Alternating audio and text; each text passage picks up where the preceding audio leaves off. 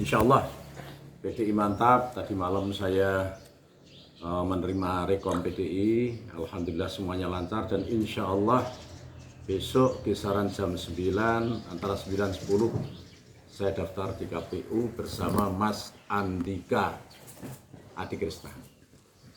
Dari PDI tok, Mbak ya? Ya, sementara dari PDI tok. Tapi yang jelas insya Allah kami bersama rakyat Blora, bersama masyarakat Blora. Ini yang calon bupatinya siapa mungkin, Pak? Jenengan calon bupati atau Mas Andikanya gitu? Di rekom sudah jelas bahwa saya Blora 1, Mas Andika Blora 2. Kalau partainya Mbak P3 gimana Mbak arah dukungannya? Saya tetap berharap sampai sekarang belum ada rekom turun, tapi insya Allah saya punya keyakinan P3 pun akan tetap bersama. Karena saya ini kader P3. Mbak bukan dulu sudah di tingkat kabupaten dan di provinsi, kenapa ini mau lakinya Bang di tingkat kabupaten? Ya. Saya kalau di kabupaten itu kan dulu saya wakil bupati ya. Kemudian saya di provinsi itu anggota dewan. Sangat berbeda antara pilkada dengan pileg. Jadi kalau saya sekarang nyalon bupati Blora atau dicalonkan sebagai calon bupati Blora, itu menurut saya bukan hal yang aneh. Jadi wajar. Bukan kok terus sekarang kabupaten, provinsi, sekarang kok kembali kabupaten lagi, bukan seperti itu. Jadi yang jelas bismillah, saya yang sudah tidur dibangunkan, mungkin ini kehendak Allah. Kalau dulu saya ditanya setiap kali penjenengan ketemu saya kan saya jawab, hari ini milik saya, tapi hari esok milik Allah. Lah mungkin ini jawabannya. Termasuk hari esok itu milik siapa? Itu juga milik Allah. Itu, apalagi? Kalau sampai melawan 37 kursi ini, Pak, strategi apa yang nantinya akan? Kalau kalimatnya melawan 37 kursi, menurut saya itu kurang pas. Karena yang 37 kursi itu insya Allah juga teman-teman saya, sahabat-sahabat saya. Jadi kalau menurut saya di sini tidak ada istilah lawan, tidak ada. Kalau masalah berjuang untuk kebaikan itu semua saudara. Dan tidak mustahil mereka juga bisa berpikir mana yang baik dan mana yang kurang baik. Bu, mungkin alasan Mbak Bu mau diusung PDI untuk menyalurkan diri sebagai calon bupati? Kalau penjenengan ingat, saya itu kan memang dengan PDIP sangat dekat ya dari dulu. Saya dengan PDIP itu sahabat. Kalau jenengan bisa melihat hubungan histori antara PDI dengan P3 itu luar biasa. Sampai Mbah Mun itu punya pesan sama wasiat sama Bu Mega. Wasiatnya, Bu, saya mohon walaupun kecil, saya titip P3 untuk dijaga. Dan insya Allah saya mendapatkan rekom beliau seperti ini, itu pun mungkin bisa berangkat dari sana. Jadi saya persisnya tidak tahu, tapi insya Allah itu karena kedekatannya ibu dengan P3. Apalagi? Ada syarat harus jadi kader PDI, Pak? Tidak ada. Bahkan saya dipesan oleh tokoh PDI tingkat nasional, walaupun hanya diusung PDI. Kalau ini hanya diusung PDI loh ya. Tapi insya Allah saya punya keyakinan tidak hanya PDI yang usung, insya Allah saya tetap bersama dengan partai saya. Pesan tokoh itu begini, Kang, sampean sampai kapanpun tetap kader P3. Pesannya seperti itu.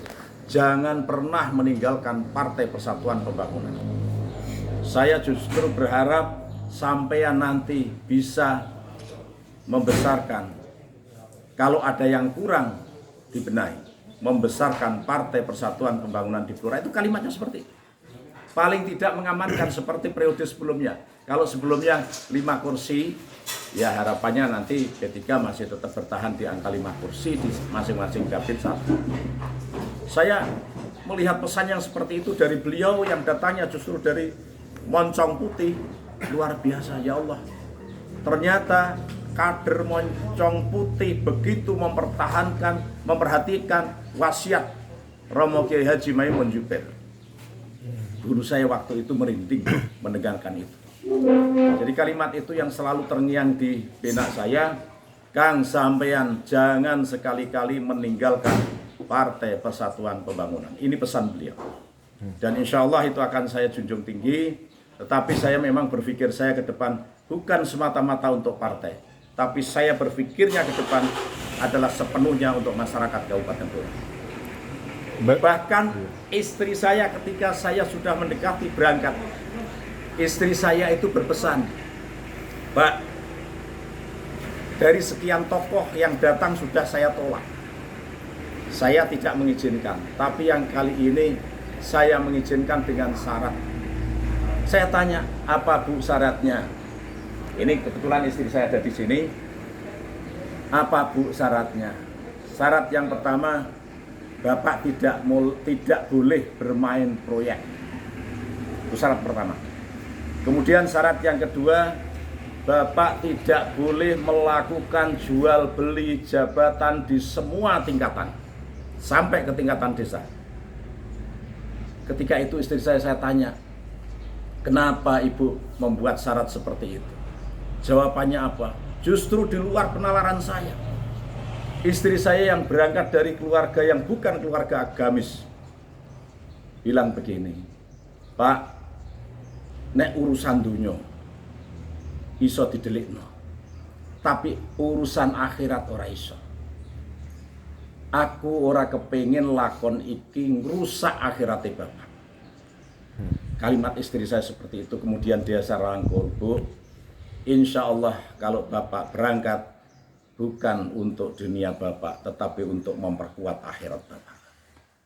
Ini jawaban saya ke istri. Akhirnya bismillah, tercatat dalam kalender saya mulai start karena perintah partai 11 Juli 2024 saya menyatakan siap untuk maju. Monggo apalagi? Mbah, terkait itu pasangannya dipasangkan dengan Mas Andika, sosoknya gimana untuk Mbah Bu? Saya sangat senang. Saya itu memang sudah beberapa kali melakukan uji coba ke Mas Andika. Karena saya punya pasangan itu, ketika dipasangkan saya belum tahu pasangan saya. Tetapi ketika saya sudah ketemu Mas Andika, saya melihat, saya coba dengan setiap ada masalah saya lempar ke Mas Andika. Ternyata cara penanganan permasalahan dengan sejuk, tidak emosional, walaupun Mas Andika kategorinya masih sangat muda. Karena Mas Andika itu umurnya seumur anak saya yang kedua, cuma selisih 1 bulan. Mas Andika itu Desember 88, anak saya yang kedua kebetulan panggilannya juga sama Bom-Bom, dengan berat badan kurang lebih sekarang 108, Mas Andika 107, selisihnya juga 1 kilo kalau selisih badan, lebih besaran anak saya. Cuma umurnya lebih tuaan Mas Andika 1 bulan. Mas Andika Desember 88, anak saya Januari 89. Mungkin yang perlu diperbaiki Mbah dari pemerintahan sebelumnya ini Mbah, mungkin dari Mbah Bu dan pasangannya di ke depan. Jadi saya tidak mau berbicara tentang kekurangan orang, tapi insya Allah panjenengan sudah bisa melihat sendirilah kekurangannya apa. Masyarakat bisa melihat sendiri kekurangannya apa. Tapi saya tidak mau berbicara tentang kekurangan orang lain. Itu. Nah, berarti kan ini terkait apa PDIP yang 8 kursi kan ada kaitannya dengan putusan MK Mbah ya. Yang semula itu belum bisa karena belum ada koalisi, kemudian 8 kursi ini bisa mengusung sendiri mungkin Mbah. Iya, betul. Jadi kadang saya berpikir kalau semua kursi sudah ada di sana tinggal PDIP, artinya PDIP tidak bisa ngusung. Tapi tiba-tiba MK turun. Saya yakin ini tangan Allah yang menggerakkan MK untuk seperti ini. Jadi tidak bisa tangan manusia, tidak bisa. Kekuatan besar masih bisa dikalahkan, sangat bisa dikalahkan oleh kekuatan Allah.